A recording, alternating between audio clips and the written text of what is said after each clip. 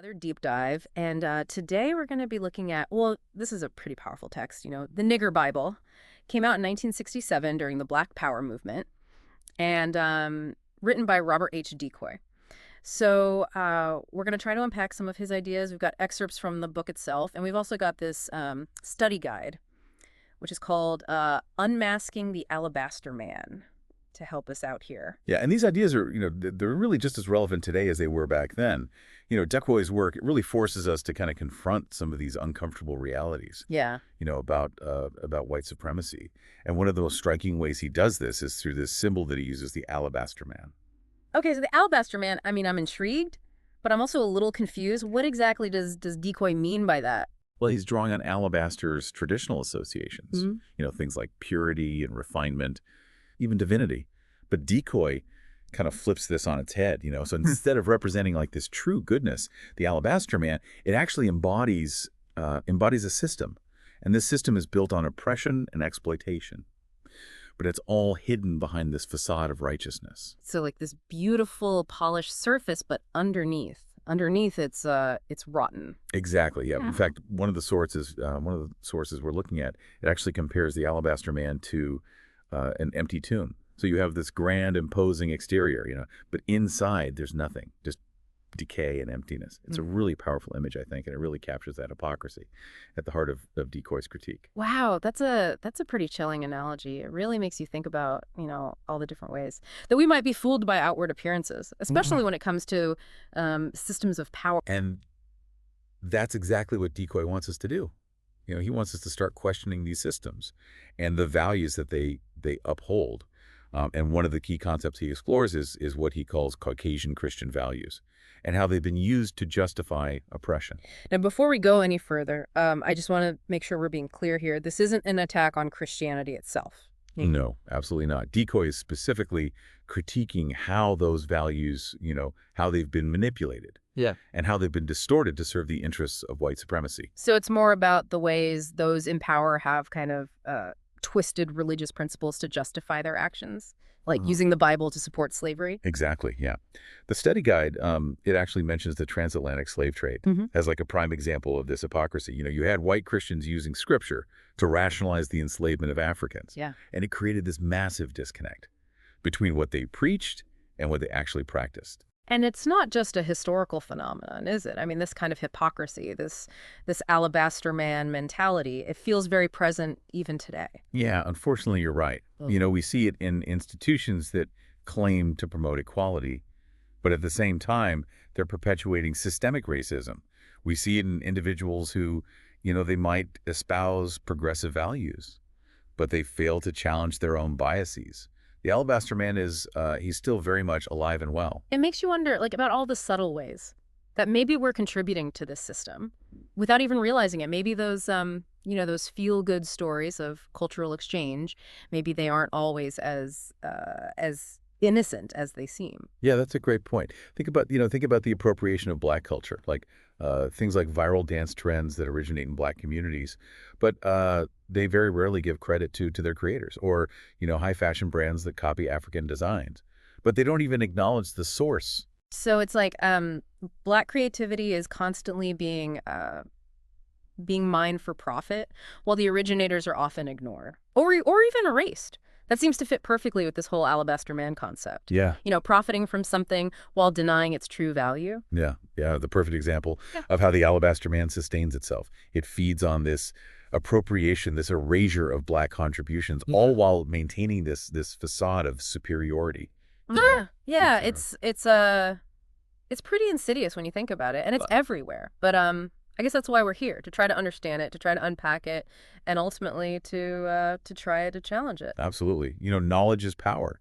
And the more we understand about how these systems operate, the better equipped we'll be to dismantle them. I completely agree. And I think deCoy gives us some really powerful tools to do just that. So let's dive in a little deeper and see what else we can uncover about this Alabaster Man. Yeah, let's do it. And this really leads us to, I think, one of deCoy's most central arguments, and that's the need to kind of reclaim the narrative. He's calling for like a radical shift in perspective. It's about dismantling these dominant narratives that uphold the Alabaster Man. So instead of just accepting these narratives, at face value, we need to start questioning them, digging deeper, seeking out these alternative perspectives, especially the ones that have been silenced or marginalized. Exactly. He challenges us to consider, like, whose voices are being amplified and whose voices are being ignored, whose stories are being told, and whose stories are being erased. Yeah, that really resonates with me.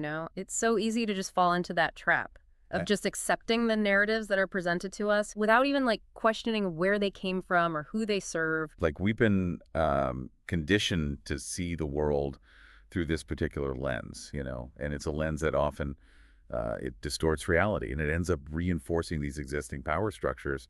And deCoy is urging us to kind of take off those lenses, and see the world with fresh eyes, to really recognize the inherent beauty and the value of Black culture and traditions that have been systematically devalued. Yeah, and to move beyond, just surface level appreciation, to really delve into the richness and complexity of Black thought, Black art, Black music, to understand the ways in which Black communities have not only survived, but thrived in the face of oppression. It's almost like he's saying, like, you tried to erase us, to define us, to limit us, but we're still here and we're stronger than ever. That's a powerful way to put it. And deCoy, he doesn't just stop at critique. He actually offers us kind of a roadmap for how we can actually dismantle the Alabaster Man. He encourages us to support Black artists, Black businesses, Black organizations, to amplify Black voices and perspectives in all areas of society. So it's not just about recognizing the problem. It's about actively working to create change, to shift the power dynamics. Exactly. And the study guide, it gives us some really concrete examples of how to do that. It emphasizes, the importance of education, learning about Black history and culture from authentic sources, not just from the dominant narratives that are often presented to us. Yeah, and it also encourages us to be more conscious consumers, to think critically about where we spend our money and who benefits from our choices. Right, and to call out hypocrisy when we see it, whether it's in our workplaces, our communities, or even, within ourselves. We all have a role to play in dismantling the Alabaster Man. One thing that really struck me in the study guide was deCoy's analysis of how Black folk traditions and culture are used as a weapon against white supremacy. Oh, absolutely.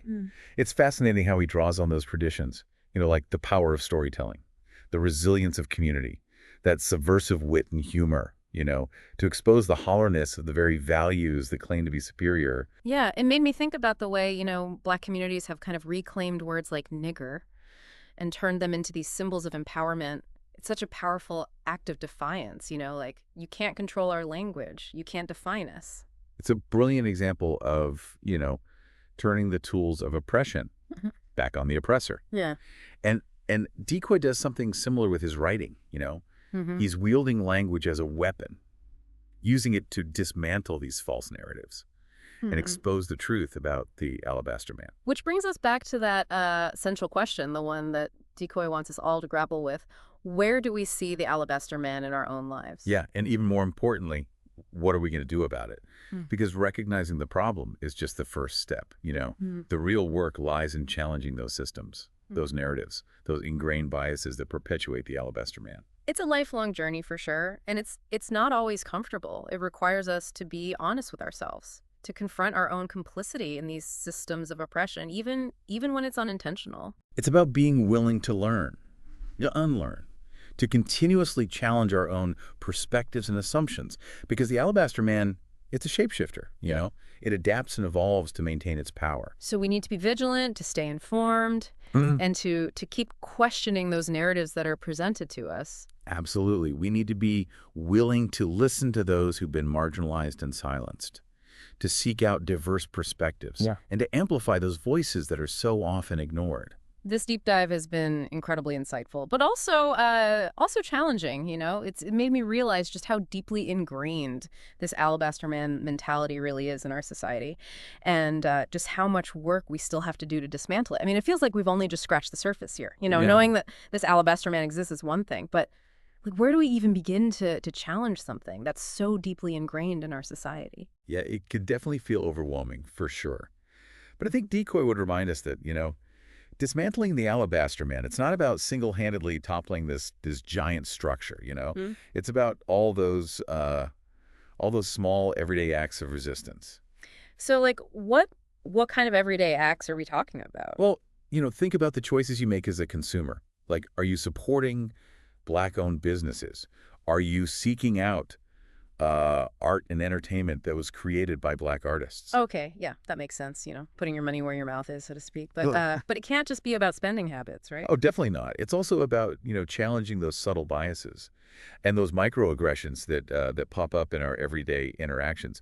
Like speaking up when you hear a racist joke or calling out a friend who's, unknowingly perpetuating harmful stereotypes. So being an active participant in dismantling these systems, even in these seemingly small ways, and that can be uncomfortable, right? I mean, because it means confronting these uncomfortable truths um, Yeah. about ourselves and the world around us. Absolutely. And deCoy doesn't shy away from that discomfort at all. In fact, he embraces it. He sees it as a necessary part of the process Hmm. of, unlearning those ingrained biases that we all carry. Yeah, I'm reminded of that line from James Baldwin. He said, "Not everything that is faced can be changed, but nothing can be changed until it is faced."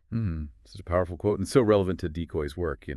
He's urging us to be brave enough to face those uncomfortable truths, to have those difficult conversations, even when they challenge our own beliefs and assumptions. And that's where real change begins, I think. Not by pretending that this alabaster man doesn't exist, Yeah. but by acknowledging its presence in our lives and actively working to dismantle its influence. This deep dive has really emphasized the importance of education and awareness for me.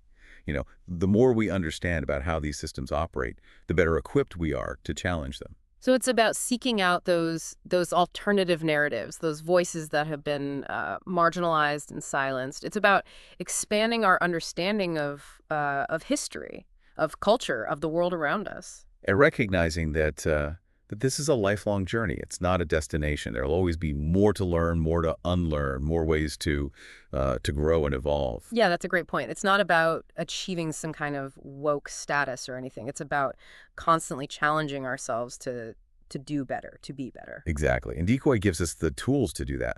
Mm. He provides this framework for understanding how these systems operate, and he empowers us to take action to create real change in our own lives and in the world around us. Well, this deep dive into the Nigger Bible has definitely given me a lot to think about. And as we wrap up here, I'm left with this lingering question: where do you see the Alabaster Man in your own life, and what are you going to do about it? Because dismantling this system, it requires all of us to participate, to challenge those ingrained beliefs, and to create a more just and equitable world. So thanks for joining us on this deep dive, and keep those conversations.